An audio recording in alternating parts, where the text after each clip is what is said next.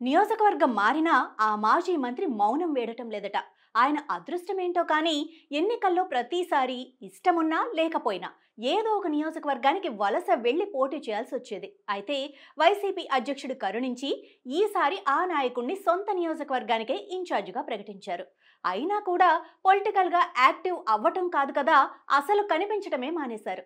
అధికారంలో ఉన్న 5 ఏళ్లు పలు వివాదాల్లో చిక్కుకున్న ఆ మాజీ అమాత్యుడు కొత్త సమస్యల్లో ఇరుక్కోవటం ఎందుకని సైలెంట్ అయిపోయారట. ఇంతకీ ఎవరా నేత, ఏంటా స్టోరీ? ఏపీలో వైసీపీ ఓటమి తర్వాత మాజీ మంత్రి జోగి రమేష్ మౌనవ్రతం పట్టారు. 3 సార్లు వైసీపీ నుంచి పోటీ చేసిన జోగి రమేష్ ఒక్కటంటే ఒక్కసారి గెలిచి జగన్ కేబినెట్లో బెర్త్ దక్కించుకున్నారు. 2014లో సొంత నియోజకవర్గం మైలవరం నుంచి పోటీ చేసిన ఆయన తన రాజకీయ ప్రత్యర్థి అయిన మాజీ మంత్రి దేవినేని ఉమా చేతిలో ఓటమి పాలయ్యారు. దాంతో ఇక మైలవరంలో ఆయన గెలుపు అసాధ్యమని భావించిన వైసీపీ అధ్యక్షుడు జగన్ 2019 ఎన్నికల నాటికి ఆయన్ని పెడనకు షిఫ్ట్ చేయడంతో విజయం సాధించి మంత్రి పదవి దక్కించుకోగలిగారు. ఇక 2024 ఎన్నికల్లో జగన్ ఆయన్ని పెనమలూరుకు షిఫ్ట్ చేశారు.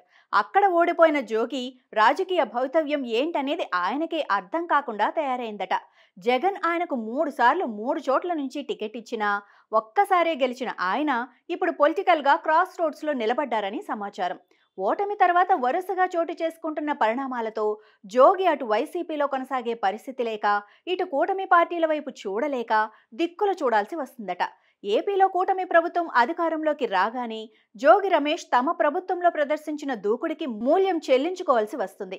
అగ్రిగోల్డ్ భూముల కొనుగోలు అక్రమ రిజిస్ట్రేషన్ కేసులో జోగి కుటుంబంపై ఆరోపణలు రావటం, కుమారుడు రాజీవ్ని అరెస్టు చేయటం జోగి రాజకీయ భవిష్యత్తును ఒక్క కుదుపు కుదిపేసింది. ఒకవైపు కుమారుడి అరెస్ట్, మరోవైపు విచారణ పేరుతో స్టేషన్ల చుట్టూ తిప్పటం లాంటి పరిణామాలు ఆయన్ని ఉక్కిరి బిక్కిరి చేస్తున్నాయని, దాంతో జోగి రమేష్ పొలిటికల్గా సర్వైవ్ కాలేక, ఇటు పార్టీలో యాక్టివ్ అవ్వలేక సతమతమవుతున్నారని సన్నిహితుల టాక్. వైసీపీ అధికారంలో ఉన్నప్పుడు అటు టీడీపీ, జనసేన పార్టీల్ని, లోకేష్, పవన్ కళ్యాణ్ను వ్యక్తిగతంగా టార్గెట్ చేసి తీవ్ర విమర్శలు గుప్పించారు జోగి రమేష్.